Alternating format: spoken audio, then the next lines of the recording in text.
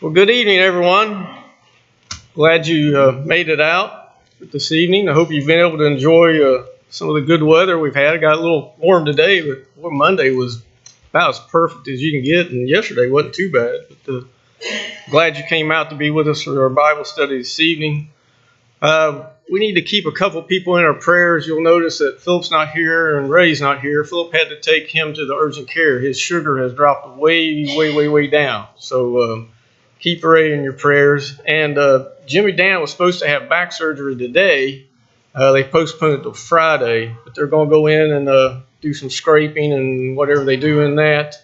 They're not going to go in extensive like they would normally due to his Parkinson, and they're concerned about keeping him under over a long period of time and how it might affect his Parkinson. So keep both of these in your prayers as we go to our Father in our prayers, our daily prayers.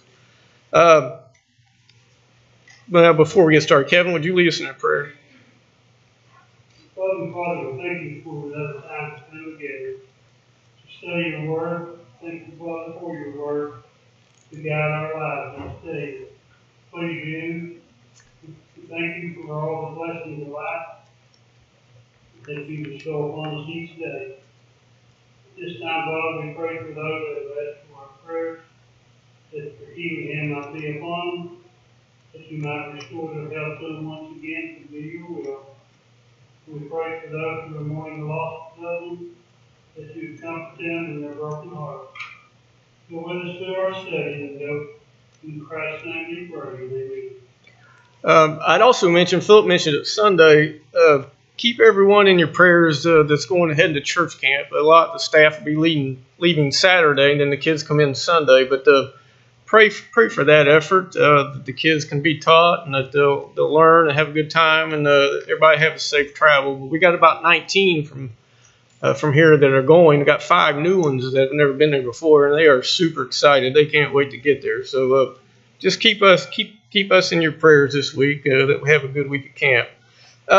Before I listened to last week's class, and he left me some big shoes to fill. He said I'm a miracle worker, and we know that that's not the case. Not even anywhere close to that. But yeah. But we're going to go try to get through 11 and 12, because next Wednesday night we start the new quarter, which begins the survey of the New Testament. Like we've been talking about this has been a survey of the Old Testament, and we haven't, there's so much in the Old Testament we could spend years and years on. I mean, we spent years on a single book before. So, we've been hitting the highlights of the Old Testament. So the same thing will happen with the New Testament when we start next week.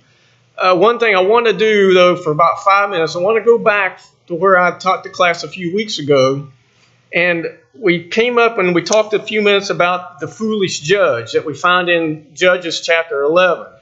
And Waldo, being the Bible student that he is, and I really appreciate him so much, he has a lot of good comments and a lot of good thoughts.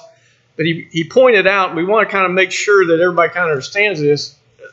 When you go back to Judges chapter 11 in verses 31, that judge made a vow, a foolish vow, but he made a vow that whatever came out of the door of his house at that point, he would offer to the Lord. Well, and we know the story, his daughter came out, his only daughter came out. And so, according to his vow, he should have offered her up to the Lord. Well, we know that he didn't do that, but if you go on and look in verse 39, whatever was done there, it says that about halfway through the vow, verse 39 says, and he carried out his vow with her which he had vowed. So we don't know exactly how it was done, what was done, but we do know that the vow was carried out. The vow was fulfilled. Now, he didn't offer up his daughter. He didn't sacrifice her. But we do know that she was a virgin all of her life. Whether that was enough to satisfy that vow or whatever. But I appreciated the comment that Walter come to me later on, and we talked about it. And also Matt made kind of the same comment that I did, but I didn't get a chance to talk to Matt about it. But anyway, the vow was fulfilled. So I didn't mean to leave the impression that the vow was not fulfilled, because it was. So anybody have any comments or anything? Waldo? Okay. I just wanted to kind of clear that up. Sometimes, we get in a hurry when we go through these things, and we kind of we don't mean to make an error, and we want to correct it when we know that we may have led somebody down the wrong path. We're going to start with 11, lesson 11. It kicks off in 2 Kings chapter 20, verses 2 through 6. And so the king, and it says blank years were added to his life. Yep. How many years were added to his life? 15 years. Okay. Hezekiah prayed that God would add some more time to his life. He'd been told that, your time has come, and he prayed, and God granted him 15 more years. And he says in that last part of that verse, and for my servant David's sake. So it kind of goes back to David even, and to the love that God had for David in his doing this. The next one, the righteous blank king. Boy king. Okay, what was his name? Josiah. How old was he? 8. Can you imagine an 8-year-old being a king? It must have been something really remarkable about that young man, obviously. If you haven't read those couple of chapters, I would encourage you to do that. It's about 2 chapters that talks about him, chapters 22 and 23. Interesting read. And sometimes a lot of things that we kind of go over, we kind of gloss over some of that stuff. I would say he probably had some advice. I would think he would have to. Yeah, I would think. What's interesting about him, if you'll look over in chapter 22 and verse, I believe it's 23 and verse 25. And it says, now before him there was no king like him, who turned to the Lord with all his heart, with all his soul, and with all his might, according to all the law of Moses, nor after him did any arise like him. There was none like him before, none like him after. A lot of good things there that we could learn and apply to ourselves. He turned to the Lord with all of his heart and all of his soul. Same attributes, the same qualities that we need to have. How long did he reign? Anybody look at that? 31 years. So he started when he was 8, and he was killed when he was 39. That question comes up a little bit later here in a minute. The next one, date blank, kingdom blank. What'd you put in there? I think the Southern Kingdom captured. Yep. Which was 605 BC. Right. That's what I had, 605 BC. That was when the Southern Kingdom, of course, we know the kingdoms were split. What was it? Judah and Israel, south, and the rest were the north. Down the next one, blank, blank, the Southern Kingdom. King captured. Yeah, the king captured, and who that was, of course, Nebuchadnezzar, King Nebuchadnezzar. You can read about that in 2 Kings 25. Nebuchadnezzar, boy, he was one of those that he was kind of full of himself, wasn't he? But God humbled him, didn't he? What did God make him do? He was an eagle maniac. Yeah. Turned into eating grass like a cow, didn't he? Like an oxen. Yeah. The questions for the survey of the Old Testament. We'll go over some of those. The history of this period can be found in, and I'm assuming he was asking about what books of the Old Testament do we find this. That's what I put down. I went back and listened to last week again, actually a couple different times, just to make sure that I was kind of understanding. And actually that falls into this next one. Matt went over this last week and read all this off, and I went back 3 times just to make sure I had them all written down. The Old Testament prophets contemporary with this period were, did anybody get them written down? He went through them pretty fast. Anybody remember any of them?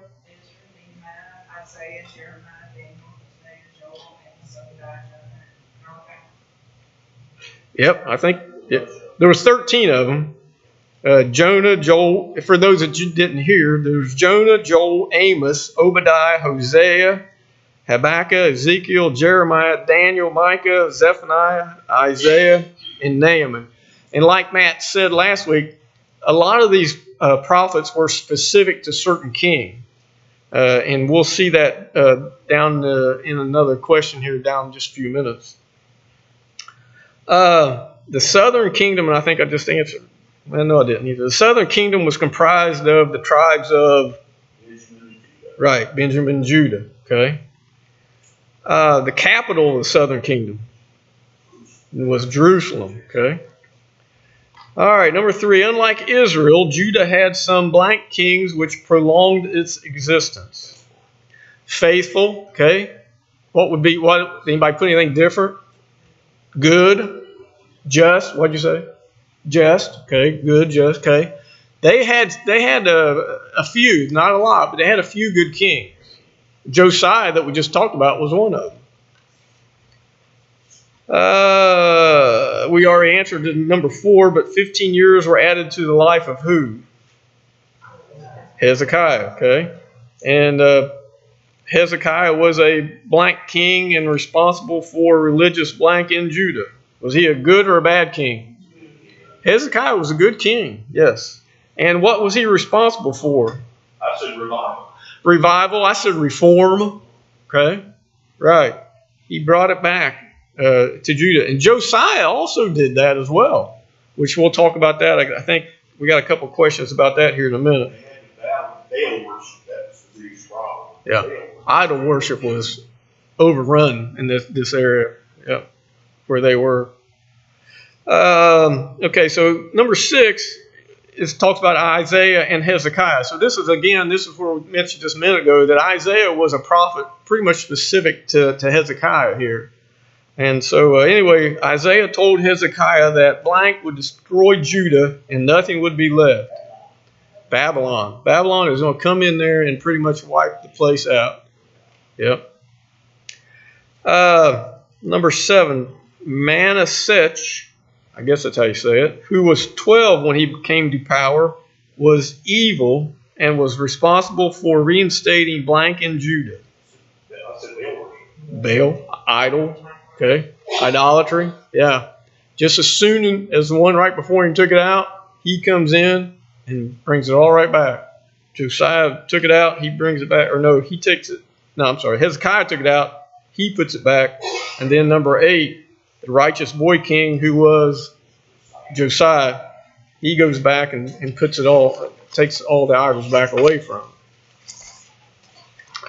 All right, on the back of that page, number 9. We already answered this again. Josiah was how old? 8. And like blank, Josiah was devoted to God and responsible for religious reform. Hezekiah. Okay, just like Hezekiah, Josiah also did the same thing. During the repair of the house of the Lord, which was ordered by Josiah, what significant discovery was made? They found the book of the law. Yeah. And they took it out and they read it. And they made some big changes when they read it. Number 12 kind of goes with this. What was Josiah's attitude toward the things written in the book? Humbled himself before his clothes. Yeah. Do what? He was upset. Yeah. Very upset. Yeah. Very upset.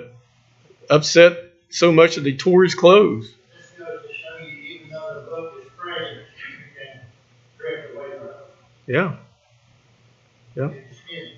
If it's hidden, if we never pick it up and use it, read it, study it, look at it, we'll drift we will drift away just like they did.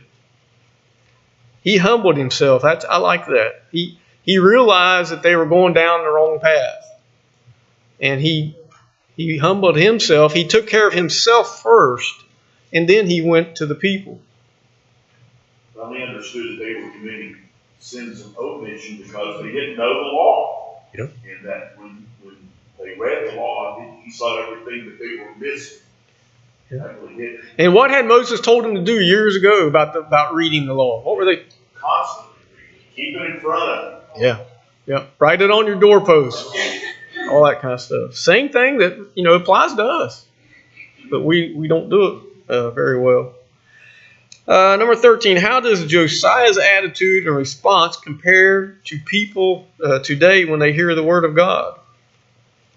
There could be a lot of different answers on this one. Turn their back today. Yeah, so many turn their back. Most turn their backs. Some accept it. Yeah. So many. Some delay your response. Yeah, some delay it. The biggest thing that I see, and I'm sure you guys see this as well, there's so much diversity, I guess. I don't know maybe what the right term is. There's so many other religious bodies out there, and there's so much preconceived ideas that people don't want to listen to anything different. They're comfortable where they are. I had a lady tell me that one time. She said, yeah, I hear what you're saying, but I'm comfortable where I am. Matter of fact, I had a guy tell me that just not too long ago, too. Pardon me? Yeah, too comfortable. No. No, too many preconceived ideas. Yeah. Yeah. Mm-hmm.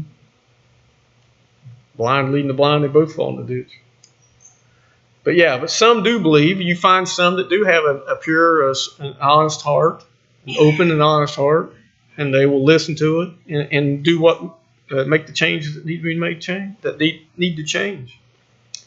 Number 14, King Josiah was killed by Pharaoh Nico at the Battle of Megiddo. Right.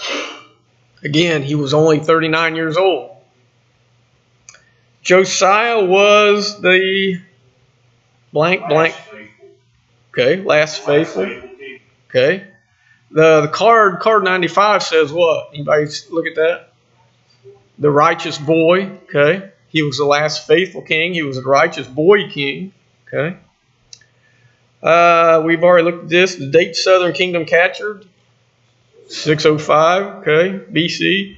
The Southern Kingdom was taken into blank captivity. Babylonian. We've mentioned that. Why did the Lord permit Judah to be taken into captivity? Over in 2 Chronicles 36. They ignored all the prophets, the messengers, and called for repentance. Yep.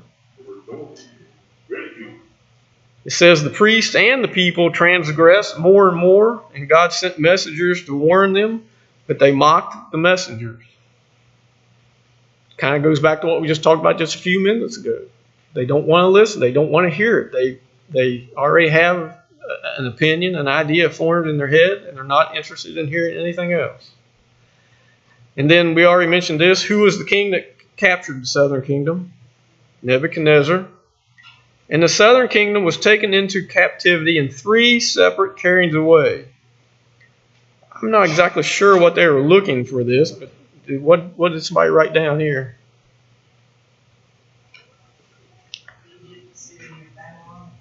Okay. I put down Jehoiakim, Jehoiachin, and Zedekiah. That was the ones that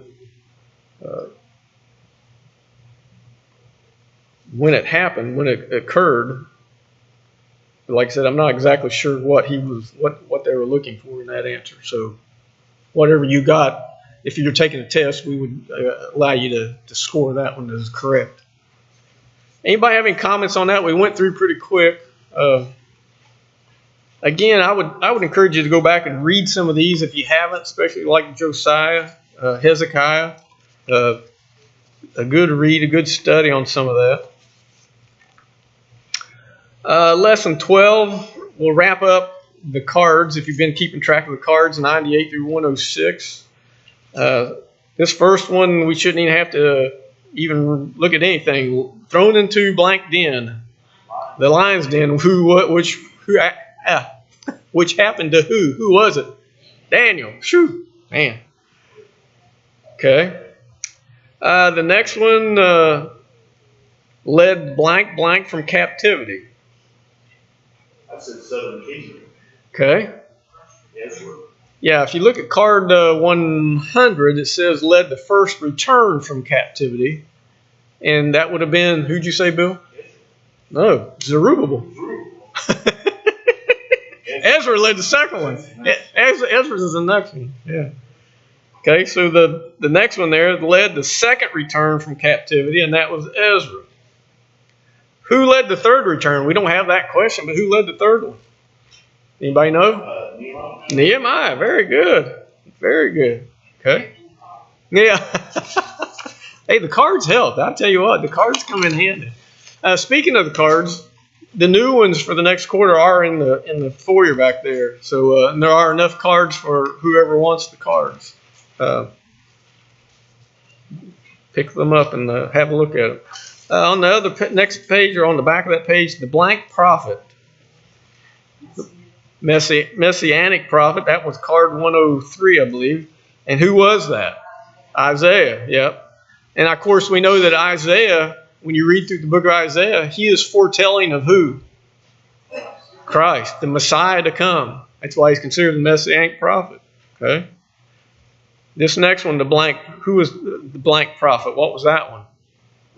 Weeping. Who was? Jeremiah. Okay. And then the prophet who blank away.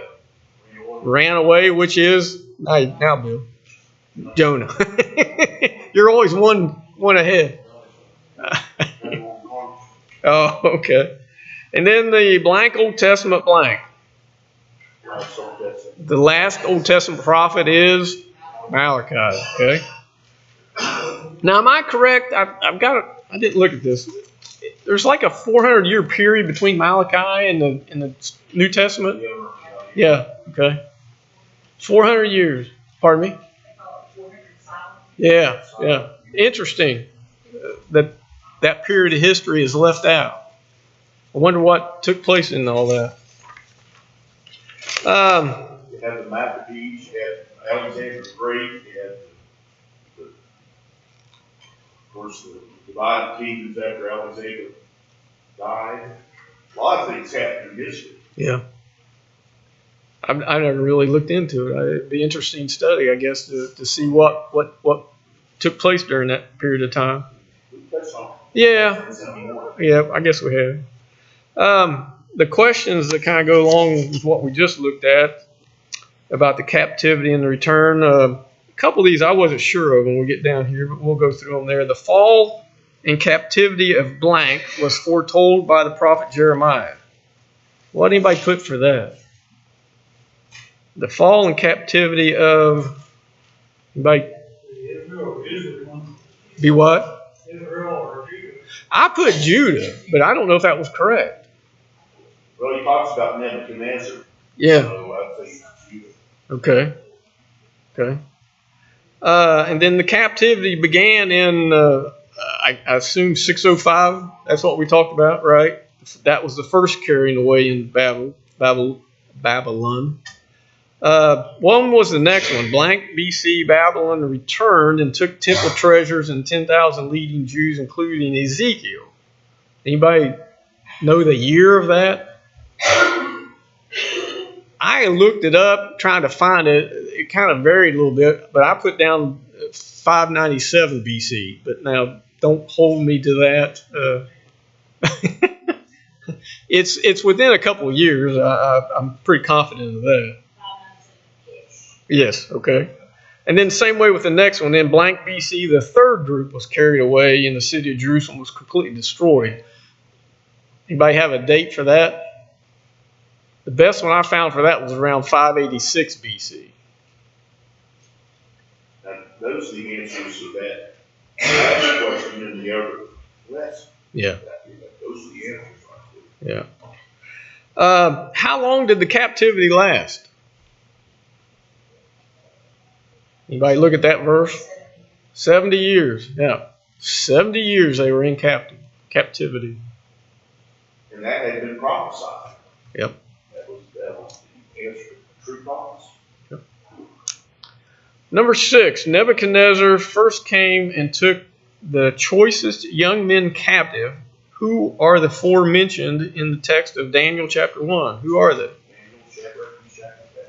Okay. I wrote down their other names. their Hebrew name, the Hananiah, Mishael, and Azariah, and Daniel. And why are two sets of names mentioned? One's Hebrew, and one was right. The name the Babylonians gave them. Yeah.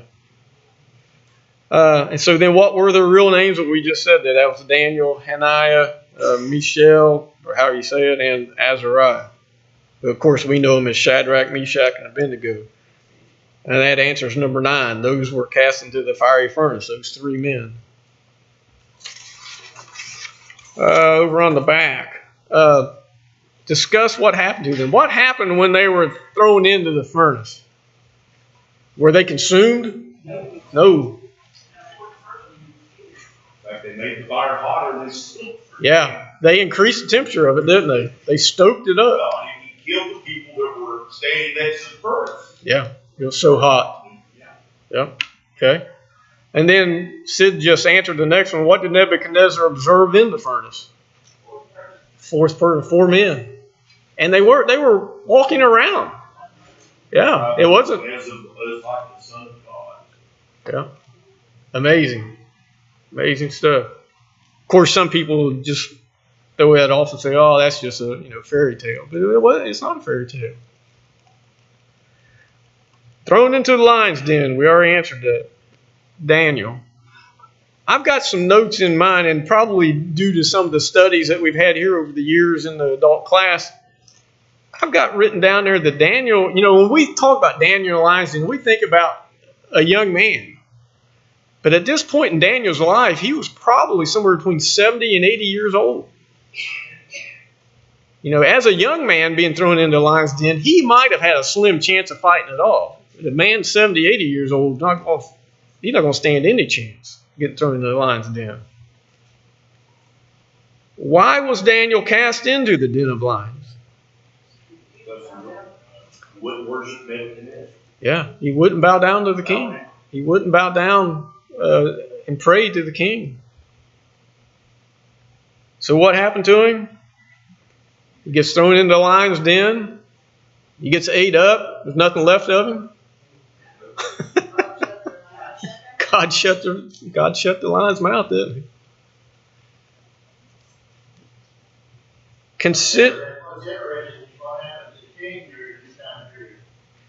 He had nightmares about it, didn't he? Yeah, it really bothered him. Yeah, the king liked Daniel. Yeah, he was favorable with the king. He was efficient, he was wise, he was impressive. Yeah. I thought it was interesting about what happened to the men that accused him, including their 4 wives and the other families. Yeah. They all got that same thing that they wanted to happen to Daniel. Number 15, consider Daniel's interpretation of Nebuchadnezzar's vision in Daniel chapter 2. So we've gone through these over the past. What was considered the head of gold? What kingdom or empire? That would be Babylon, somewhere around 600 BC. The breasts and arms of silver are what empire? The Medo-Persians. Belly and thighs of brass? Macedonians. Yep. And then the last one, the legs of iron and feet, part iron clay, are the Roman government. Okay? These are the 4 kingdoms that Daniel tells Nebuchadnezzar is coming, get ready to come.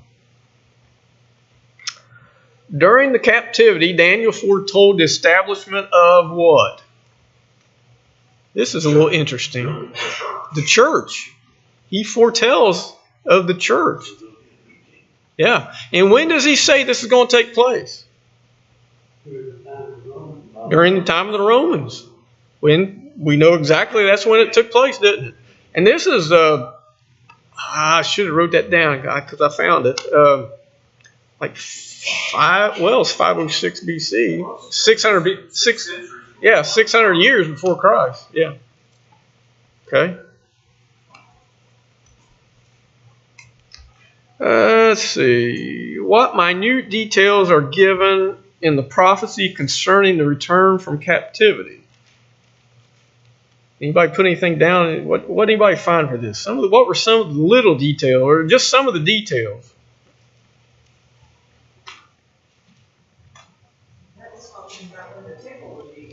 That's what I came up with. It said that Jerusalem and the temple both were going to be rebuilt, and that King Cyrus would allow that to happen. Anybody else have anything else in there? That was really the only things that I kind of came up with. We've already looked at this, but the first return from captivity was Zerubbabel. Okay. The first group rebuilt what?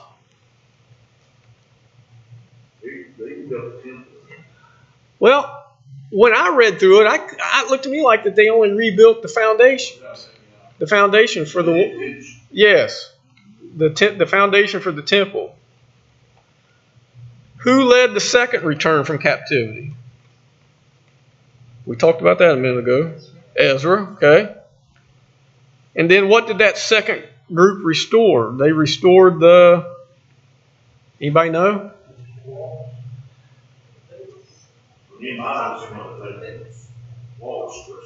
When I read through it, what I got out of it was they basically restored the Feast of the Tabernacles, which was considered the booths, these tent structures that they would erect.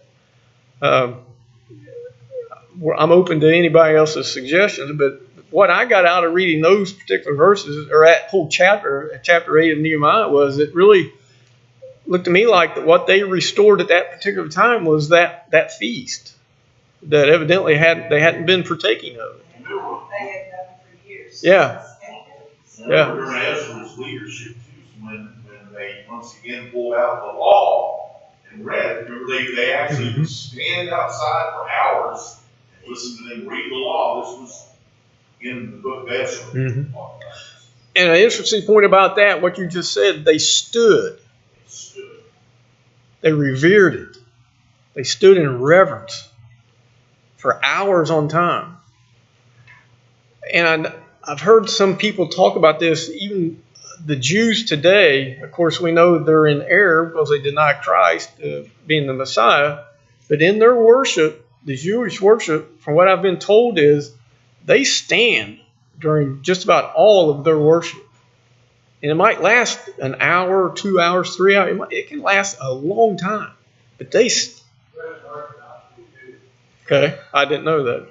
But they'll stand during their entire worship out of reverence to God. Now, are we to do that? Well, I don't know where do we find that we're told to do that. Would it be a good idea? Would it hurt? No. Probably keep some of us from dozing off. We might pass out. Yeah. But I thought that was interesting when he pointed that out.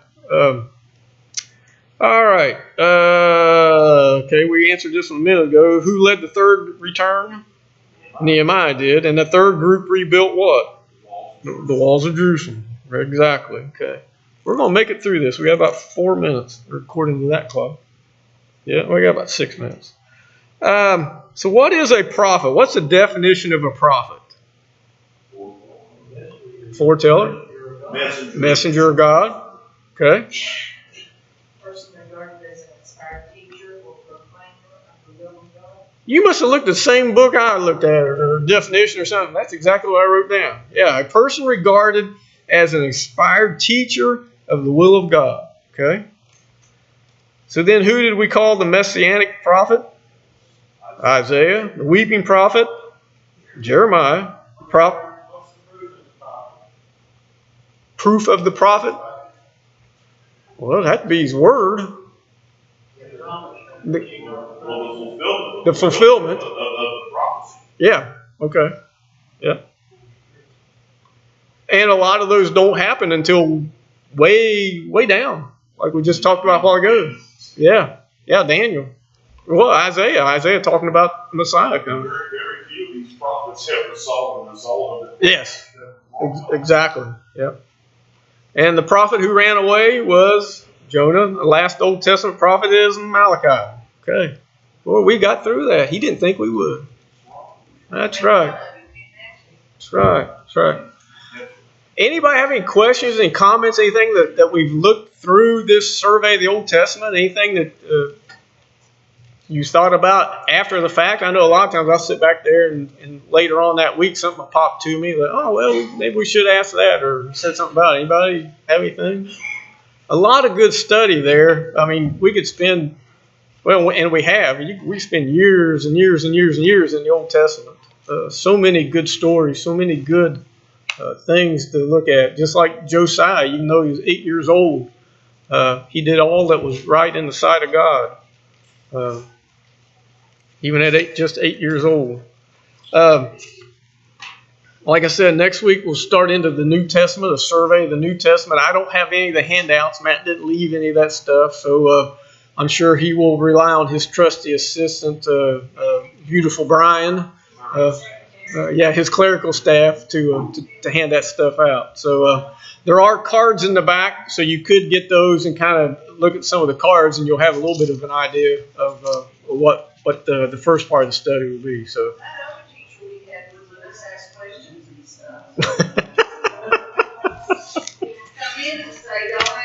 Oh man, I don't know, Sid. Like I said before, it's hard to find good help. So, thank you for your comments and everything.